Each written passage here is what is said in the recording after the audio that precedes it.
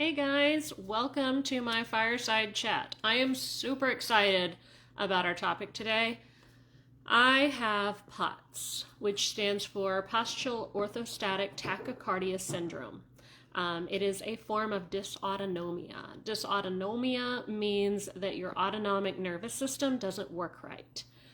And your autonomic nervous system is the thing that keeps your body breathing when you're not thinking about it, and your heart rate going when you're not thinking about it, and all of those things that happen automatically. That's your autonomic nervous system, and mine doesn't function right.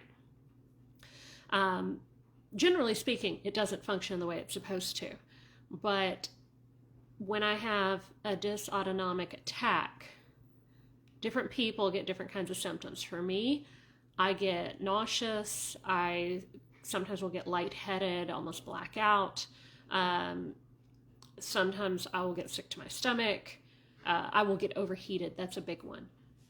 And for me, if I'm in a dysautonomic attack, I have learned that the most important thing for me to do is to hit the floor. Because if I can lay on the floor, and especially if it's cold tile floor, I can recover a little easier, because the cold tile floor helps to regulate my body temperature when I can't. But at any rate, so that's a little bit about dysautonomia. When you see a doctor of dysautonomia, one of the things that they do is they will tell you to drink lots of water. Like minimum 80 ounces a day, probably more like 120. And then they also will tell you to add some extra salt. And usually they tell you a relatively small amount, like, I don't know, a teaspoon or something. And I have been having trouble with this for the last year. I could not get my body to be able to drink that much water. And I kept blaming the ADHD all the time, thinking, oh, I'm just not paying attention, I'm not focusing, I can't get it together. That wasn't the problem. And I knew that I wasn't feeling good trying to drink that much water, but I assumed that if I had just been able to get it together, then I would have felt better, but that's not the case.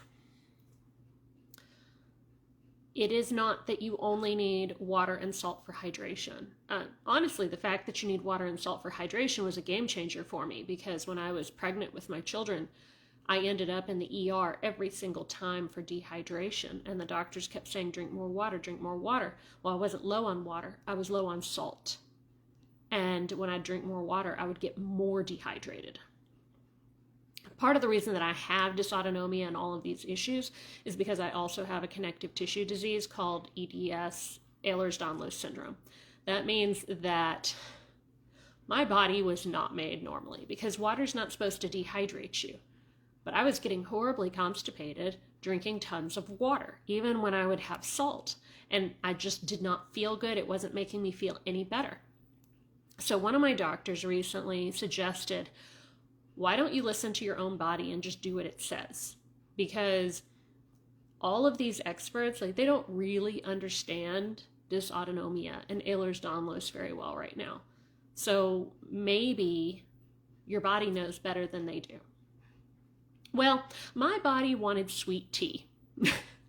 So I listened to my body and started drinking sweet tea. And amazingly, I quit being constipated.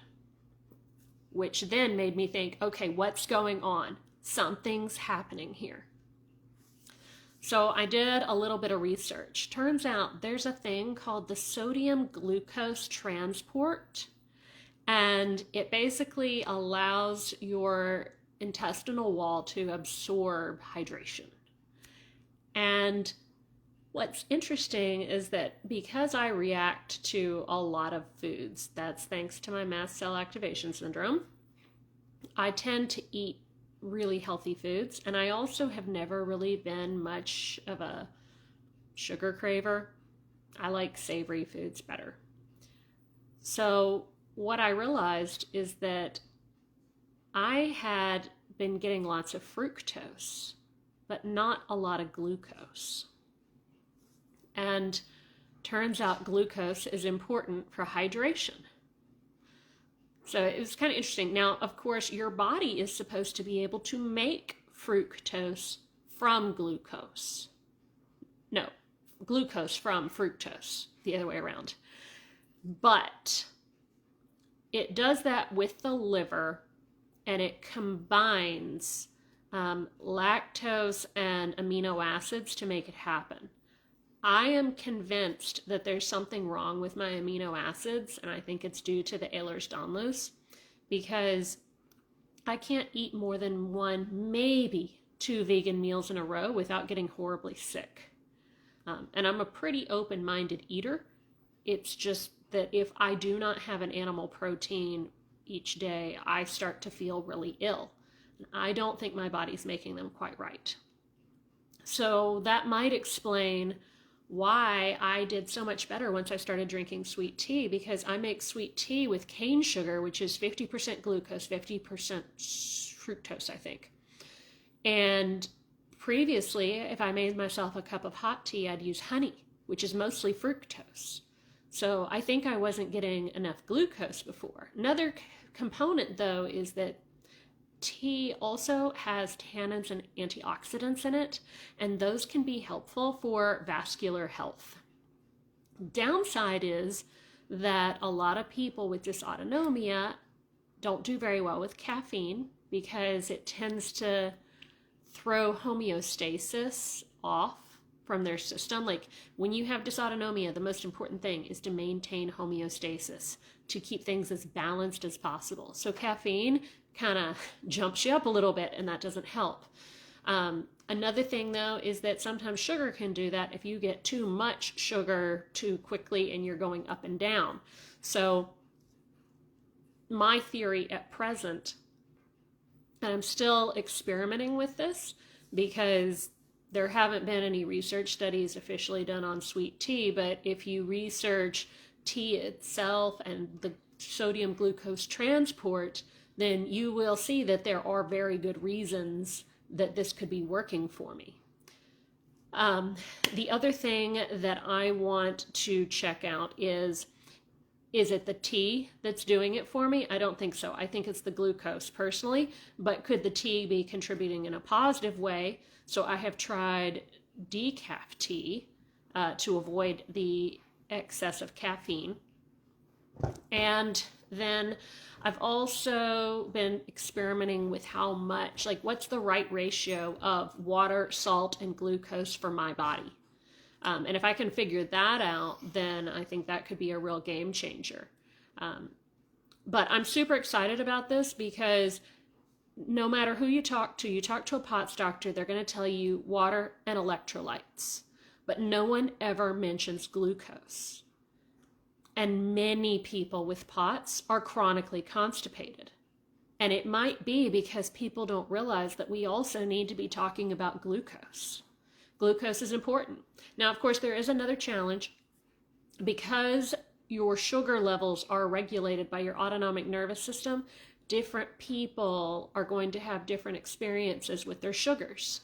So it still means that glucose is an important part of the conversation. But what's right for your body is going to vary based on in what way your body is dysautonomic. What's it having trouble regulating? Right now, I don't have a great deal of trouble with sugars. I also wasn't eating a lot of sugars either. But I was having trouble staying hydrated, very much so. And it was causing a real problem. And adding glucose to the mix made a huge difference. It makes you wonder how many other things are a component of hydration and we just don't realize it. There's so many things we don't understand about dysautonomia right now.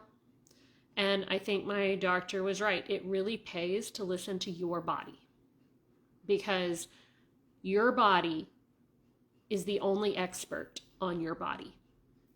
And all of the experts in the world, like our knowledge of dysautonomia and Ehlers-Danlos right now is so minimal that very often they don't have the answers. So I am very excited to explore this sweet tea and like, all right, do I need to do less sugar? Do I need more water? I'm not sure exactly what the right balance is. And I'm actually seeing my dysautonomia doctor tomorrow, and I am very excited to tell them about this discovery, because I think so far it's been a game changer for me.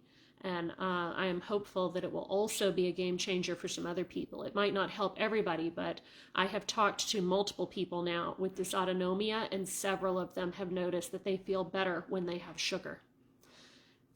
And I had no idea, because most of the things that I purchase when they have sugars in them, they have higher amounts of fructose than sucrose, or fructose than glucose. So, at any rate, super exciting for me. If you have any questions or want to talk more about this, feel free to leave a comment. Thanks, guys.